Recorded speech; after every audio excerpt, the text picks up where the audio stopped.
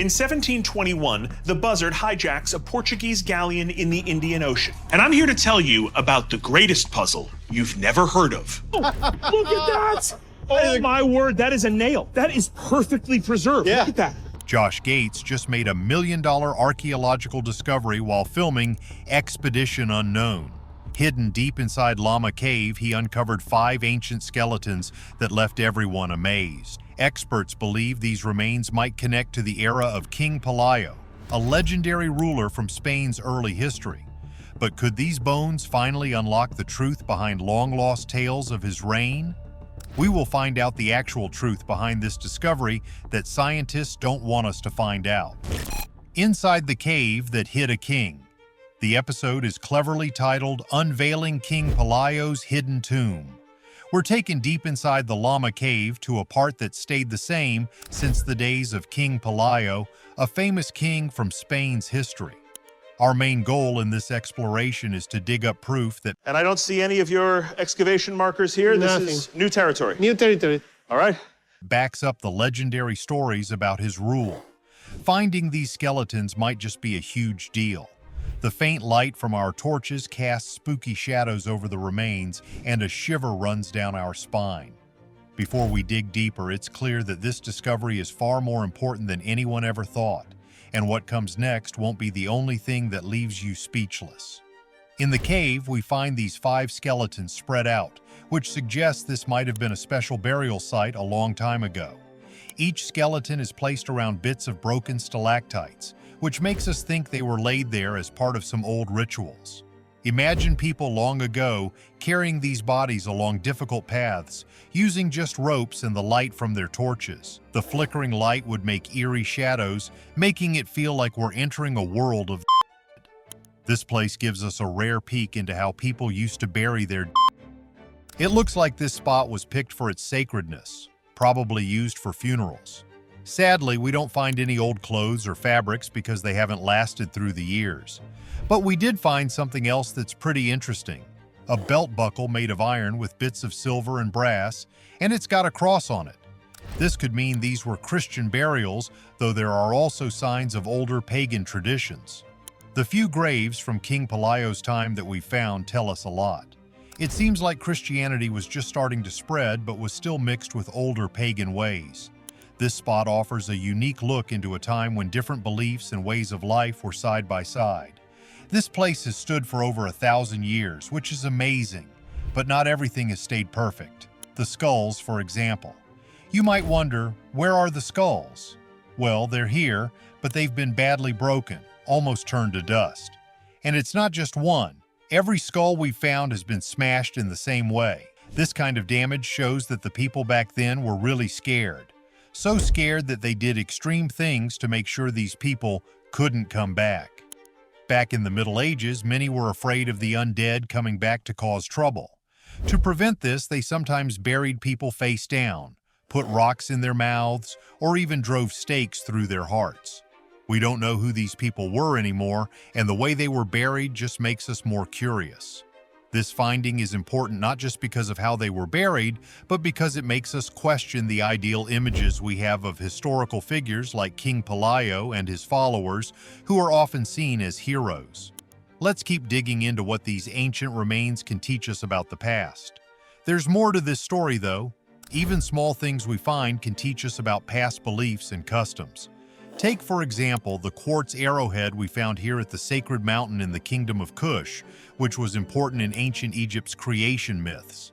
This arrowhead, stuck in a skull, wasn't used for hunting but had a ceremonial role. This shows us there might have been ceremonial and maybe even violent interactions between the Kushites and their neighbors.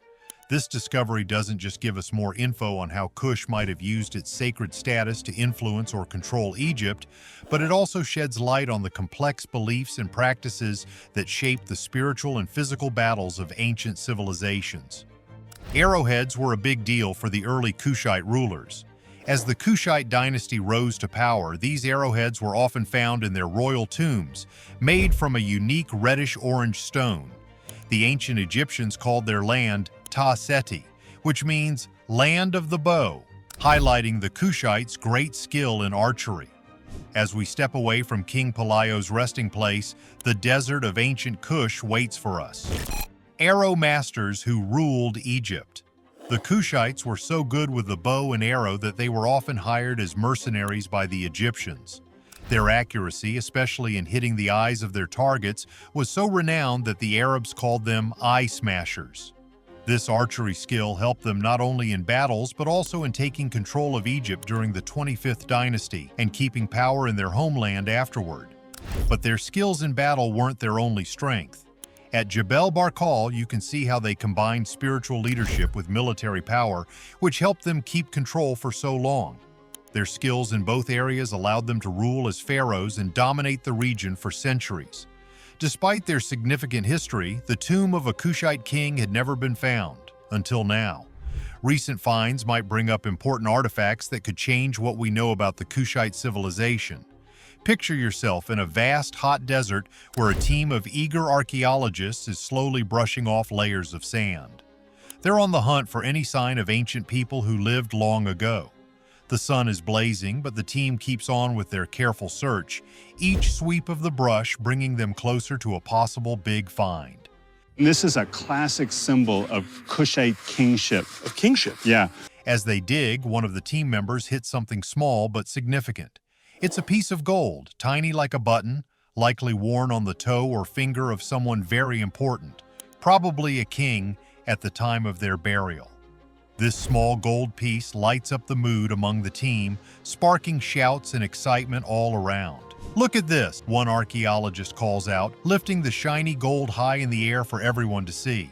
The discovery draws the whole group closer, their faces full of wonder and excitement. They talk about how this tiny golden piece might just be a clue that they're near finding the king's final resting place. It's not just any find, it's a hint that might lead them to something much bigger buried beneath the sand.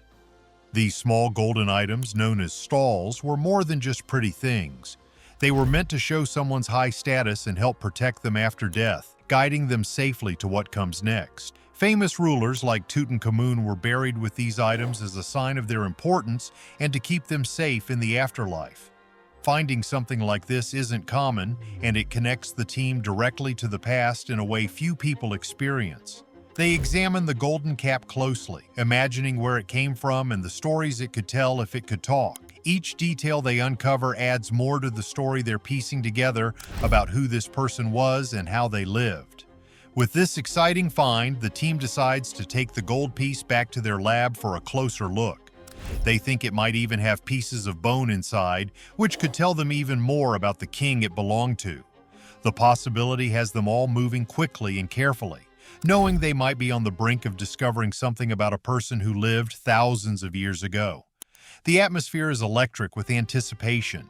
The archaeologists feel almost sure they're on the right track to finding the king's tomb. They talk about their next steps, knowing that every move now is crucial. They're aware this could be one of the biggest discoveries of their careers, and they're ready to follow wherever it leads. But as they're about to leave the site, one of the archaeologists stops. He's standing at the entrance of what could be the tomb and sees something unusual in the shadows. "Come this way," he says, guiding his colleague to a stone slab just inside the tomb's entrance. They carefully feel around the stone, noticing its smooth surface and the history it represents. Touching something that's been untouched for so long is a powerful moment, making them feel a deep connection to the ancient world. It's a reminder of why they do this work. Each touch, each find, brings them closer to understanding a past that most can only read about. That small piece of gold was only the start.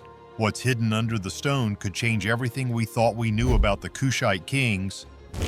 The slab that hides an ancient king.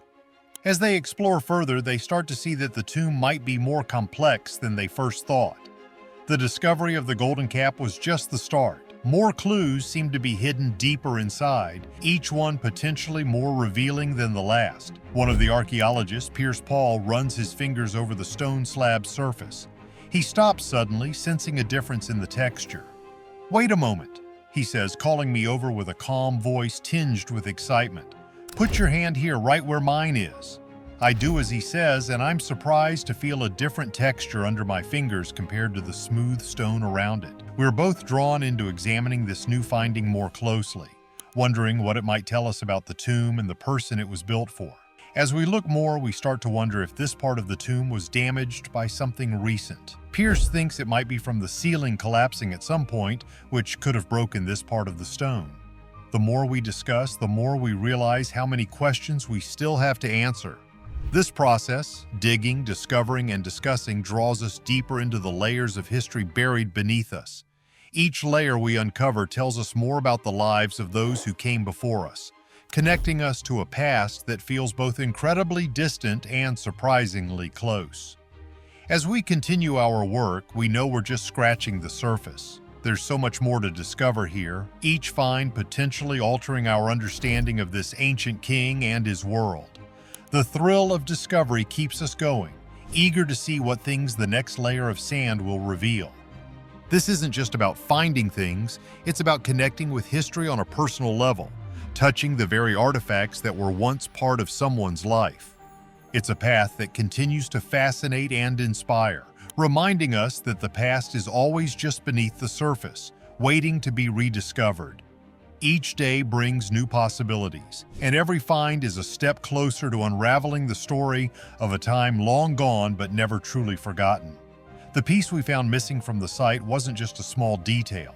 It suggested that something big had happened here, something that might have even changed the layout of the ancient tomb we were exploring. As we thought about it, another idea started to take shape in our heads. Pierce Paul, one of our team members, suggested sliding our hand under the stone slab where there was a visible crack.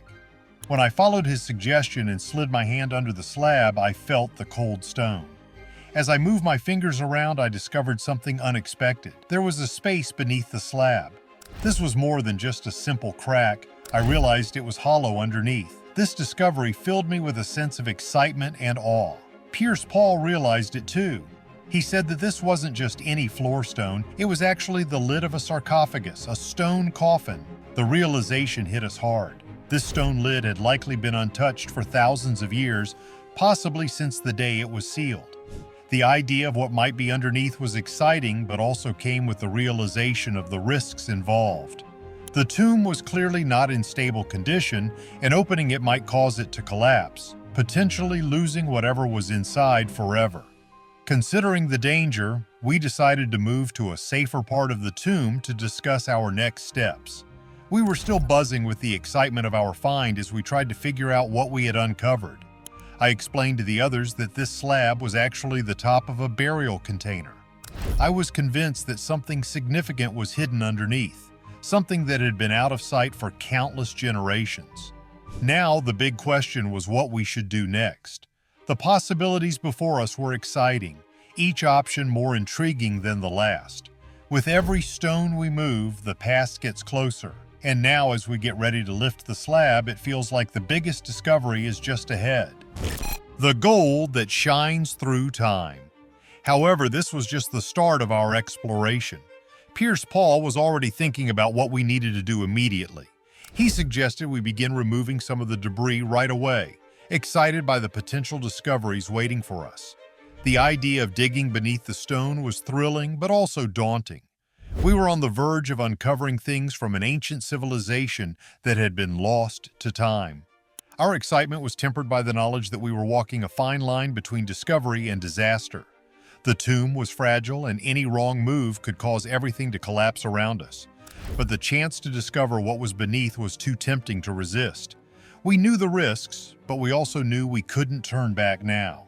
The things of the past were almost within our reach, and we were determined to uncover them no matter the risks involved. Each discovery brought us closer to understanding the ancient stories that had been buried with time. We named this place King Nastison's Hidden Domain, reflecting the potential connection to a historical figure. What we would find next could change everything, but it was unclear if it would be for better or worse. The only thing we knew for sure was that our exploration had taken a significant new turn, and there was no turning back. By 10 o'clock and 9 minutes, the excitement among the team was palpable. As we looked into the submerged burial chamber of King Nastison, we saw something incredible, a broken sarcophagus lid. This might be the first ever look at the remains of a Kush king in his own tomb. Back at our excavation tent, as we sifted through the findings, something shiny caught our eyes, a glimpse of gold among the artifacts. For those of us used to such discoveries, finding gold might not be surprising, but the thought of entering this ancient tomb and seeing gold still shining as it did thousands of years ago was thrilling. This thin gold foil might have once covered everything in the chambers, from pottery offerings to the massive stone slab at the center of the tomb. The entire room might have once been a dazzling display of wealth, now to be carefully cataloged, one tiny piece at a time. Handling these old artifacts with care, the sensation of touching something from so long ago was incredibly powerful. It felt truly remarkable. Tracy, a co-worker who shared my fascination, agreed wholeheartedly. She cradled a piece of pottery that was more than 2,000 years old, which might have once contained offerings intended for King Nastasin's life after death.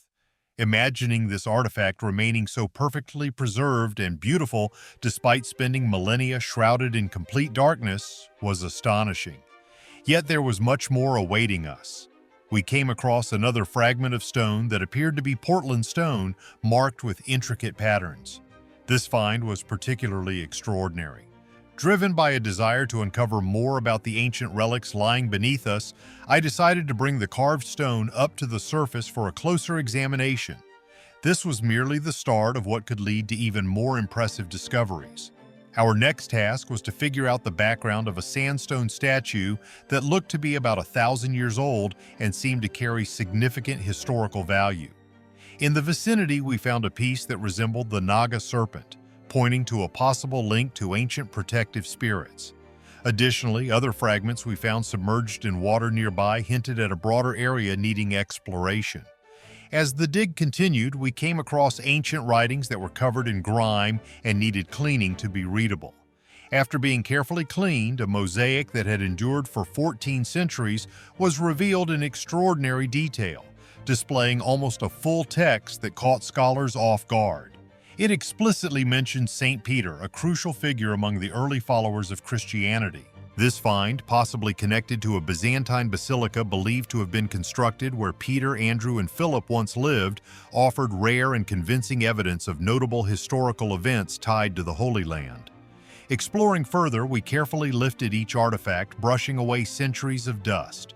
Each item brought a new wave of excitement and curiosity. As we delved deeper, we discovered more relics, each telling a part of the story of those who once walked these lands. Coins, jewelry, and even personal items like combs and tools were unearthed.